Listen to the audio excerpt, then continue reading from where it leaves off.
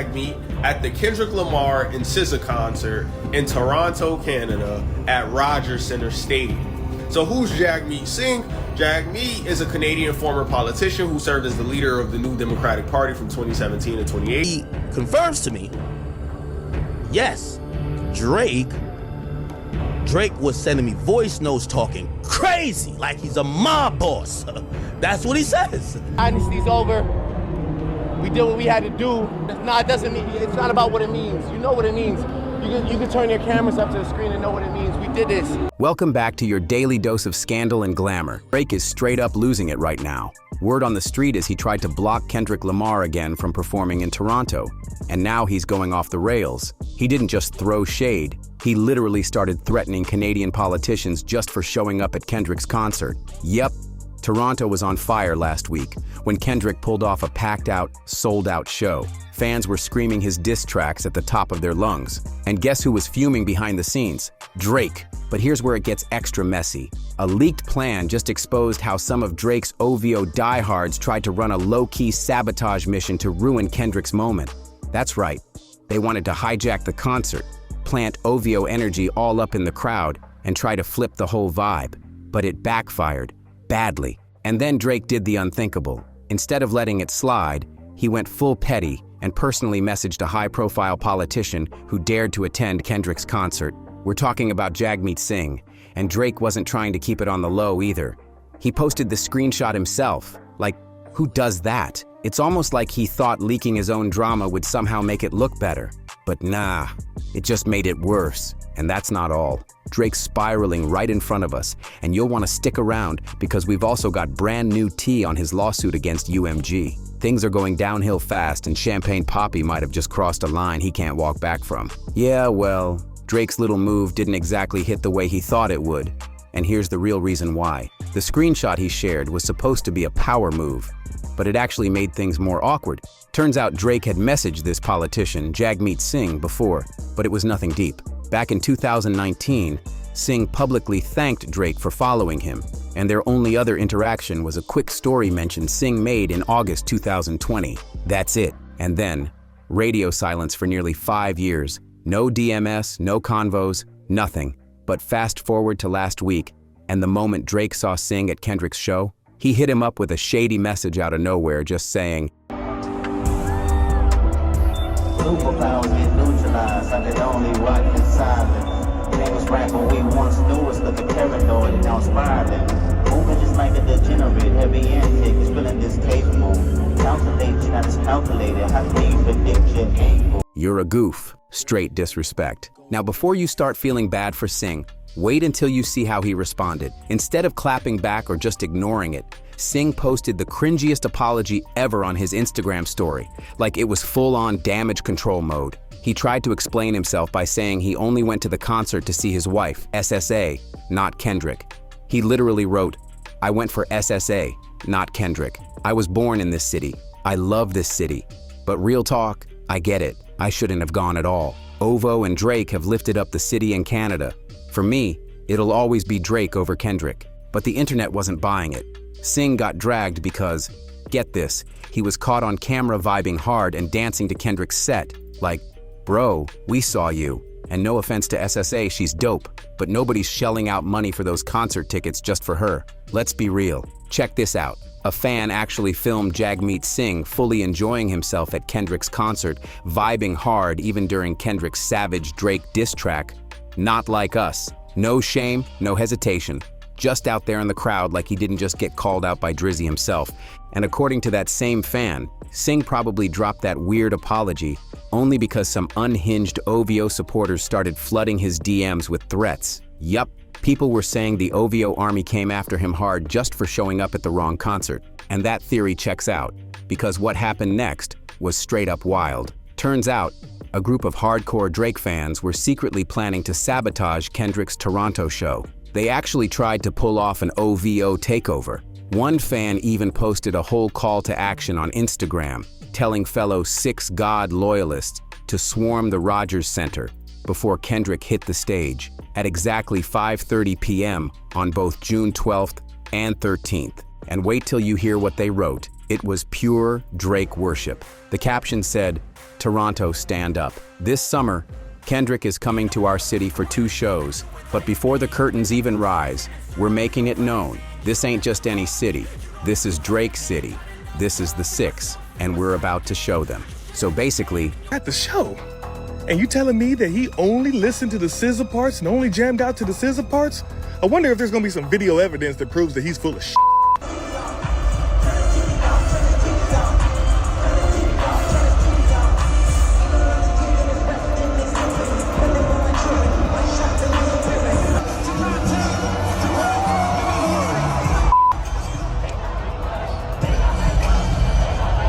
the plan was to flood the venue with OVO energy before Kendrick even had a chance to step on stage. But the whole thing turned into a messy, desperate flex. The OVO takeover plan? It got wild. The organizers told Drake's fans to roll up deep, dripping in OVO gear, blasting old and new Drake hits on portable speakers, waving signs, repping the 6 like it was a championship parade. They wanted the whole crowd to look like a walking tribute to Drizzy, and to lure more people in, they even promised free pizza and OVO hoodies just for showing up. Yup, that's how far they were willing to go. But guess what? While Drake's crew was handing out snacks and trying to stage a loyalty rally, Kendrick was making history. The man shut it all the way down, even with Drake allegedly doing everything he could behind the scenes to block the show. And even with his fans allegedly threatening Kendrick's crew to keep out of Canada, Kendrick and his boy SZA still launched the Grand National Tour with a bang. 2 back-to-back sold-out nights at the Rogers Center, in Drake's own backyard. And it wasn't just a win, it was a statement. Toronto didn't just show up, it showed out. The city ended up becoming one of the top 5 best-selling stops on Kendrick and SZA's whole tour based on ticket sales. Let that sink in. But Kendrick didn't stop at selling out shows. He pulled off the most savage move yet. He came to Toronto to bury Drake on his own turf. No mercy. Kendrick performed 3 direct diss tracks aimed at Drake. Euphoria, his verse on Like That, and the anthem Not Like Us. And he didn't just rap them, he owned them. After SSA's set wrapped, the entire stage went dark, then split open. A staircase appeared. Kendrick stood alone, spotlight on him, calm but intense, delivering every bar of Euphoria like he was reading out Drake's obituary. It was chilling. Then came the Like That performance. Mid-show, lights flashing in intense red strobes, energy at an all-time high. The whole arena was electric, and Toronto fans were screaming the lyrics right back at Kendrick. In Drake's own city, his own people were going bar for bar with the man who's been tearing him down all summer. But the most unforgettable moment of the night, the one fans still can't stop talking about, was Kendrick's performance of Not Like Us. And he didn't just come out and rap it, he theatrically built it up. The stage opened with a mock deposition video playing, and an off-camera voice asked, "Do you recall what happened on May 4th, 2024? Chills. That was the exact day Kendrick dropped Not Like Us, the track that most people agree ended the Drake versus Kendrick war. And right when that beat dropped, the Rogers Center exploded. Fans in Drake's own hometown were chanting lyrics about certified PDF files and shady behavior around minors. Yeah, those bars. It was wild. That wasn't just a concert, it was a public takedown, right on Drake's front lawn. And here's the kicker. According to sources, Drake's camp tried to get Kendrick Lamar's shows at Rogers Center Stadium in Toronto either canceled or postponed so they can do OVO Fest there. Now, according to sources, attempts by Drake's camp to have both tour shows canceled or postponed allegedly took place in hopes of booking OVO Fest. However, by then paperwork with the Rogers Center had already been filed, and no other venue in the city could hold the same capacity. Now, people were questioning who these sources of Justin Tinsley were. He said, "I wouldn't write it if I didn't get the information from those close to the Rogers Center. If it ultimately is proven to be inaccurate, then I will cross that bridge when it gets here. That's what journalists do. But I trust my sources highly." Now, I don't think this is a far-fetched story at all. I think people on a certain side of things don't want it to be true, because if that is the case, then said person or said camp failed to get it done, so it makes them look bad. Drake has never performed at the Rogers Center himself. That's right, Kendrick made history before Drake could even touch that stage. If that's not a power move, what is? What makes it even worse for Team Ovo is how hard they tried to stop this moment from happening. They were doing everything, from behind-the-scenes moves to petty public tactics. The hate was loud. For example, radio hosts Jamar McNeil and Josie Dye from Chum 104.5 flat out refused to give away Kendrick tickets on air, making it clear they were riding with Drake. But none of that stopped the moment. Kendrick still showed up and turned Drake's own city into a stage for his victory lap. It wasn't just fans showing loyalty to Drake. His inner circle got real messy. One of the most shocking moments came when Toronto rapper Top 5, who's been closely linked to Drake for years, jumped into the drama. He straight up posted threats aimed at Kendrick's team online, publicly. No filter, just full-on aggression. But it didn't stop there. People even spotted Top 5 and his crew lurking around Kendrick's hotel the night before the concert. Like, what were they even trying to pull? That's next level weird. And of course, there was that sad little OVO takeover plan Drake's fans tried to throw at the Rogers Center.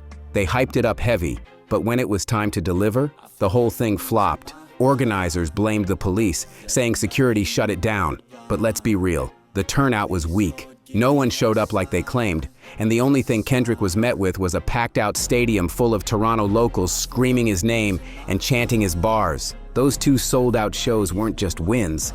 They were straight-up humiliation for Drake. Kendrick didn't just survive the Toronto heat, he owned it. And it was all unfolding while Drake's side was scrambling, threatening, and still catching LOs. But just when everyone thought Drake would finally accept defeat and move on, it got even darker. Now new leaks are coming out showing that Drake allegedly wasn't just trying to throw shade or block Kendrick from the city. Word is, he was actively working behind the scenes to get Kendrick's entire shows canceled. Allegedly, Drake wasn't just throwing subliminals in songs, he was moving like a full-blown mob boss behind the scenes. Word is, he was using his Toronto connections to leave threatening voicemails for Kendrick's team for months. This bombshell didn't come from just anyone. It came from DJ Academics, who claimed on a live stream that he spoke directly with someone from Kendrick's inner circle. According to Academics, Drake had been sending wild, aggressive voice messages to Kendrick's people throughout the entire beef, but it all stayed hush-hush. Nobody had publicly said a word about Drake reaching out.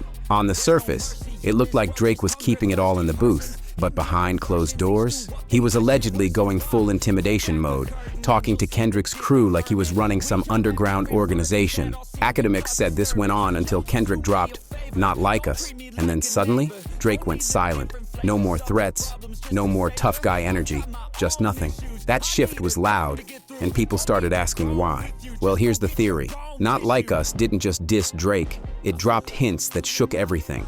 Kendrick was playing chess, not checkers, and fans believe he deliberately hinted at something way darker. Accusations surrounding OVO's alleged ties to a certain PDF type of circle. After that, Drake went ghost. No more mafia voice notes, no more intimidation, just total silence. It's like Kendrick hit a nerve so deep, Drake had to back off real quick.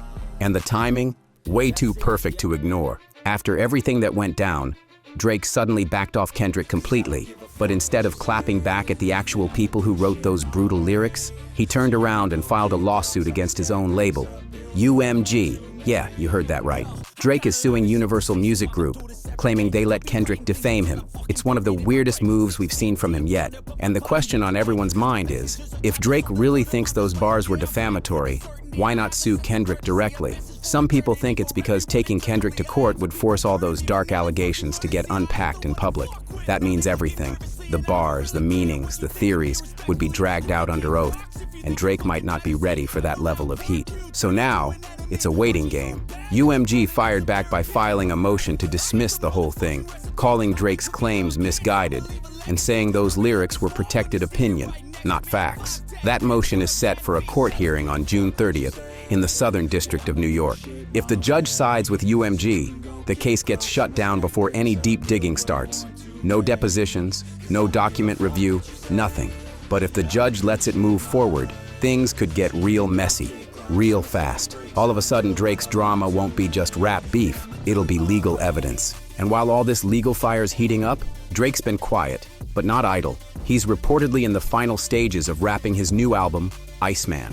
And now whispers are flying about the tracks he's putting together, who he's aiming at, what he's trying to clear up, and what stories he wants to rewrite before the album drops. The silence might be strategic, but the pressure is building. And if you enjoyed this video, don't forget to like, subscribe, and share to stay in the loop with all the latest tea. Hit that notification bell so you never miss an update, and I'll catch you in the next video.